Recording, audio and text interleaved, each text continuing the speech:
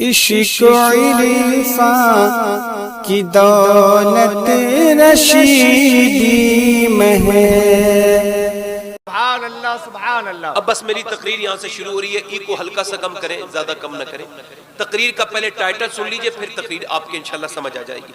तकरीर का टाइटल है शुक्र खुदा और जिक्र मुस्तफ़ा। सुभान अल्लाह, सुभान अल्लाह। शुक्र, बहुत साफ साफ सुन लीजिए, अल्लाह का शुक्र। ए भाई बात ना करो भाई, खुदा के वास्ते भाई। ये जलसा कोई कयामत तक थोड़ी होगा जो अभी बात ही कर रहे हो आप लोग। आपका सारा इंतजाम ठीक है, सब कुछ ठीक है, बात ना करो बस।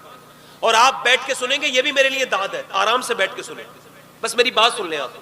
अल्लाह का शुक्र, शुक्र खुदा और जिक्र मुस्तफा।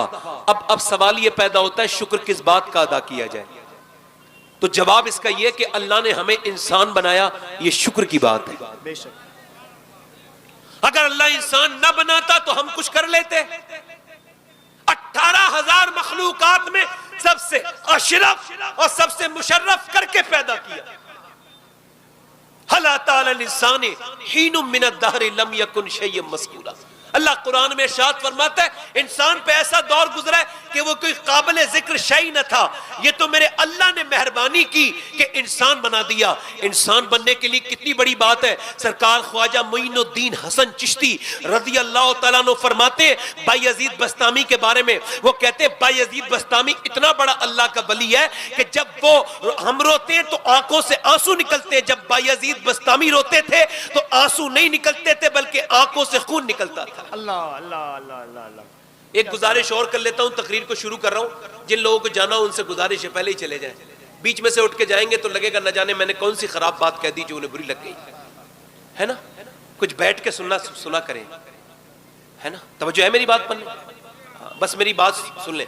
बायजीद बस्तामी गुजर के जाते हैं तो कुत्ता उन्हें देख के भौंकता है, वो रोते हैं। बायजीद बस्तामी कौन है?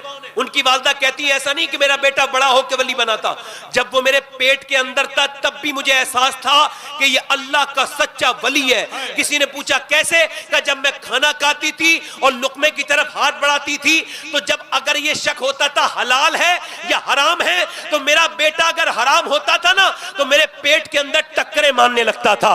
बायजीद बस्तामी जब गुजर के जाते, कुत्ता भौंकता है रोते, कुत्ता भौंकता है रोते। अब ये कई दिनों तक होता रहा तो मुरीदों ने पूछा हुजूर ये बताएं कुत्ता आपको देख के क्या ऐसा कह देता है जो आप रोने लगते हैं? तो आपने फरमाया जब मैं गुजर के जाता हूं तो कुत्ता मुझसे ये कहता है बायजीद बस्तामी ये बता तेरी ऐसी कौन सी नेकी थी जो अल्लाह ने तुझे इंसान बना दिया, और मेरा ऐसा कौन सा गुनाह था जो मैं कुत्ता बना के पैदा किया गया। अल्लाह अल्लाह। अल्लाह ने इंसान बना के पैदा किया, शुक्र अदा करने की बात की। बहुत खूब। और इंसान बनाने के बाद अगर छोड़ देता तो इंसान और पत्थर जहन्नम का ईंधन है। इंसान बनाने के बाद करम यह किया कि मुसलमान बना दिया, और मुसलमान बनाने के बाद आपने कोई दुआ तो नहीं मांगी थी, आपने कोई प्रार्थना पत्र नहीं लिखा, आपने कोई अर्जी दाखिल नहीं की, आपने कोई जो है वो अर्जी दाखिल नहीं की थी, मगर 12 नबी ने दुआएं मांगी थी। या अल्लाह नबी न बना, अपने हबीब का उम्मती बना दे, मेरी खुशकिस्मती मैं तेरा उम्मती। फजले रब्बुल उला, और क्या चाहिए? मिल गए मुस्तफा, और क्या चाहिए? भर के झोली मेरी मेरे सरकार ने मुस्कुरा कर कहा और क्या चाहिए? लोग कहते हैं खाली हाथ आए थे, खाली हाथ जाएंगे। मैं कहता हूं आप आए होंगे खाली हाथ और आप जाएंगे ना। तो हम खाली हाथ आए थे ना जाएंगे। जब आए थे तो नबी का दामन हाथ में था, और जब जाएंगे तो नबी का दामन इंशाअल्लाह हाथ में होगा। नारे तकबीर, नारे रिसालत, मकीने लामका कॉन्फ्रेंस। दिल लगा के बोले यार ये कर्म की बात कम है क्या कि अल्लाह ने अपने हबीब का उम्मती बनाया, हुजूर का दामन हाथ में लेके पैदा हुए। और इस वक्त न जाने कितने फिरके हैं दुनिया में, मगर अल्लाह का शुक्र है जब उसने हमें पैदा किया तो यार के गद्दारों में पैदा नहीं किया, बल्कि यार के वफादारों में पैदा किया है।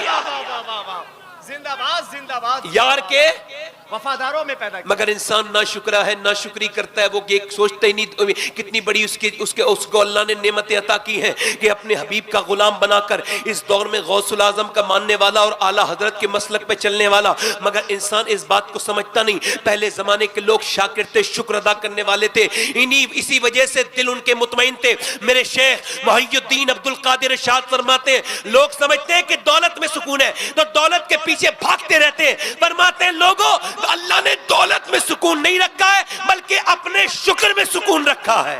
क्या कहना, वाह वाह वाह वाह वाह। अपने शुक्र में सुकून रखा है। मगर इंसान शुक्र नहीं अदा करता, इंसान नाशुक्रा है। पहले के जमाने के लोग शुक्रगुजार थे, आज के जमाने के लोग शुक्रगुजार नहीं है। हम जैसे लोग बड़े नाशुक्रे हैं। पहले जमाने के लोगों के पास क्या था? कुछ भी तो नहीं था मियाँ। उनके कच्चे मकान थे, टूटे हुए मकान थे, उनकी मस्जिदें कच्ची थी, उनके पास जूते पहनने को नहीं होते थे, अच्छे रुमाल अच्छे कपड़े नहीं होते थे। मेरे ताया हकीम सैयद अहमद अली शाह रहमतुल्लाह अलैह फरमाते थे, अल्लाह उन्हें बख्शे, उनकी मगफिरत करे और उनके दर्जात में बुलंदी पैदा करे। फरमाते थे कि बेटे ऐसा दौर भी गुजरा है हमारे इसी हिंदुस्तान में कि लोगों को ईद बकरा ईद पे गेहूं की रोटी खाने मिलती थी।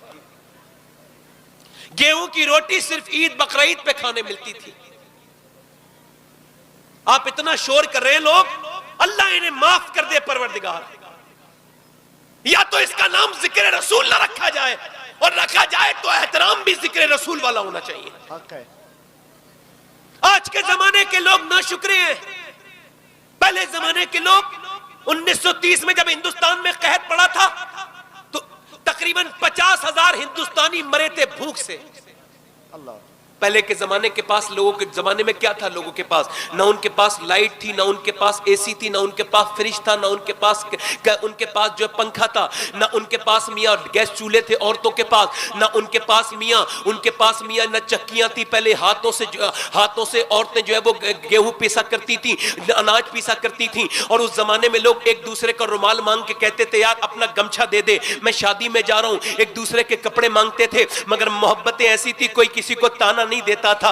कैसे लोग वो गुजर गए। आज इस नए नए दौर का रोना रोने वालों, ये कोई दौर है? वो दौर था मियाँ कि जिस जमाने में लोगों के दिल कितने अच्छे थे कि मियाँ वो जंगलों में काम करते थे, वो धूपों में जिंदगी गुजार गए। वो जो आज कब्रों में दफन है, मेरे दादा और आपके बुजुर्ग, वो जो कब्रिस्तानों में है, उनकी कब्र की मिट्टियां पुरानी हो गई। अल्लाह उनकी कब्रों पे बारिश करे। वो बगैर लाइटों के और बगैर अच्छी सवारियों के जिंदगी गुजारने वाले थे। उनके पास अच्छे मकान नहीं थे, उनके पास टूटे हुए मकान थे, उनके पास फटे हुए कपड़े थे, मगर दिल इतने अच्छे थे कि जब कोई उनसे पूछता था क्या हाल है तो इधर उधर की बात नहीं करते थे, बल्कि कहते थे अल्लाह का हर हाल में शुक्र है।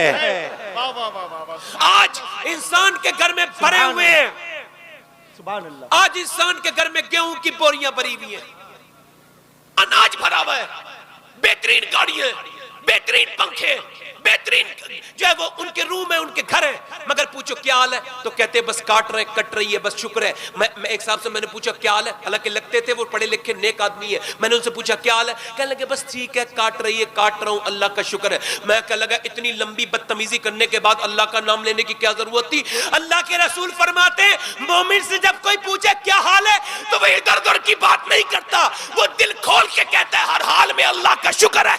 बेशक हक है, हक है, हक।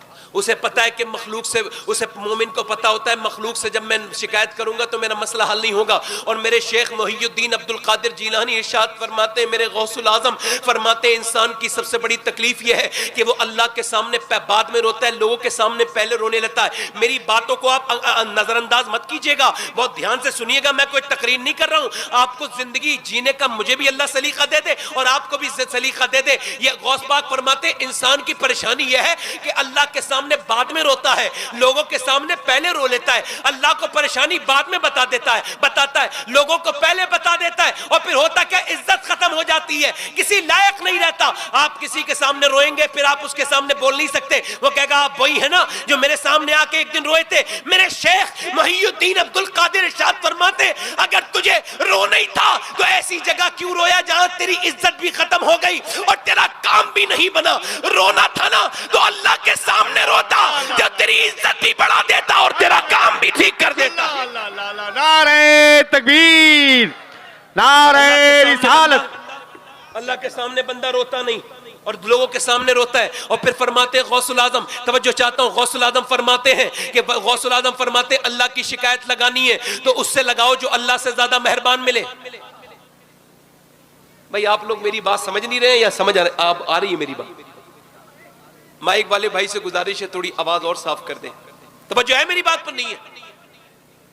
इंसान की परेशानी यह है कि वो गौसुल आजम फरमाते अल्लाह की शिकायत करनी है तो उससे कर जो अल्लाह से ज्यादा मेहरबान मिले। क्या कहना?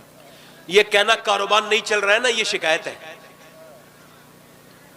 ये शिकायत है। ये कहना कि मियां मेरा काम ठीक नहीं चल रहा है, ये शिकायत है। ये कहना बारिश बहुत ज्यादा हो रही है, ये शिकायत है, ये शिकवा है।